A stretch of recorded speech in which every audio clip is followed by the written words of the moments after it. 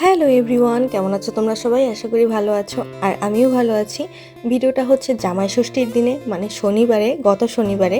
তো সেদিনকার বাড়িতে যাব বলে রেডি হয়েছিলাম, বাট রেডি হয়ে অনেকক্ষণ বসার পরে দেখলাম বৃষ্টি পড়তেছে। তো মনটা একদমই খারাপ হয়ে গেছে। বের হবার কথা ছিল সকালে, সেখানে বের হতে আমাদের বিকেল 3টা-4টা বেজে গেছিলো। সাধারণত আমি ক্ষুধা সহ্য করতে পারি না, আর যেহেতু আমাদেরকে সকালে যাওয়ার কথা ছিল তাই একবেলাই রান্না করছিলাম, কিন্তু দুপুরে প্রচুর ক্ষুধা লাগার কারণে কিছু একটা বানাই খাইয়ে নিয়েছিলাম। শাড়ি চুড়ি পরে কখনোই রান্না করা হয়নি বা কমফোর্টেবল ফিল করি না। শাড়ি চুড়ি তো দূরের কথা, একটা ওড়না পরেই রান্না করতে কমফোর্টেবল ফিল করি না। সেখানে আজকে আমার এই ভারী শাড়িটা পরে রান্না করতে হয়েছে। বাই দ্য ওয়ে, এই ভারী শাড়িটা আমাকে দিয়েছে আমার বিয়েতে আমার বান্ধবী ললিতা, মানে হচ্ছে আমার প্রাণ প্রিয় বান্ধবী। শুধুমাত্র এই শাড়িটাই দেনে, আরও আদার্স অনেক কিছুই দিছিল, কিন্তু এই শাড়িটাই তখন ছিল তাই শাড়িটাই দেখাইলাম।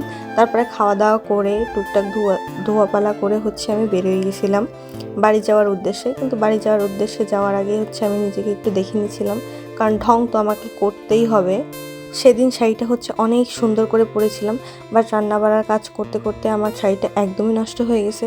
বাট আয়নার সামনে গিয়ে দেখি যে আমার অবস্থা প্রচুর খারাপ, আমি ঘেমে টেমে একাকার হয়ে গেছি।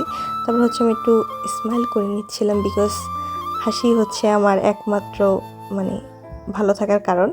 তো হচ্ছে আমরা প্রথমে মার্কেটে চলে গেছিলাম, কারণ আমাদের কোনো কেনাকাটাই হয়নি আগে, আর মাও হচ্ছে অনেক ব্যস্ত ছিল, যার কারণে হচ্ছে মা আমাদের কেনাকাটাগুলোও করতে পারে নাই। তাই আমাদেরকে টাকা দিয়ে দিয়েছিল যাতে আমরা কেনাকাটা করে নিয়ে আসি। তাই মার জন্য শাড়ি, আমার জন্য শাড়ি এবং বাবার জন্য জামা কিনতে আমরা অক্সিজেনে চলে গেছিলাম।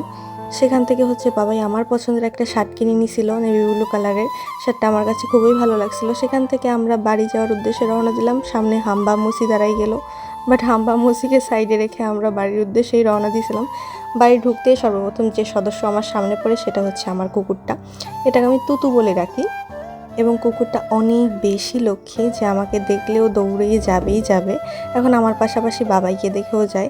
আর এখানে হচ্ছে আমার বাড়িতে আরও দুটো সদস্য অ্যাড হয়েছে, দুটো বিড়াল ছানা। আর এখানে হচ্ছে আমাদের বাড়ির পাশে হচ্ছে শীতলা পুজো ছিল, তো ওখান থেকে প্রসাদ এনেছিল আমাদের জন্য মা।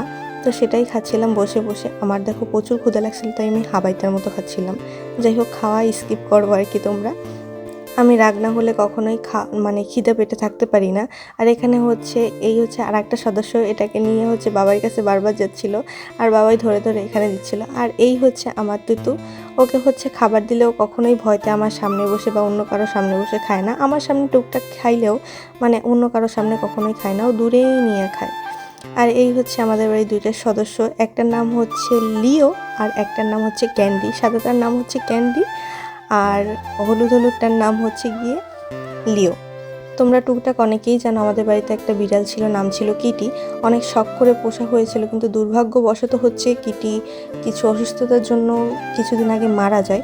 আর তারপরে হচ্ছে এ দুজনকে আনা, আর তারপরে জামাই ষষ্ঠীর জন্য কী ওনার জন্য রান্না করছে আমি নিজে দেখেও নেই। আরও অনেক পদ ছিল যেগুলো ওইখানে দেয় নাই, পরবর্তীতে দিছে।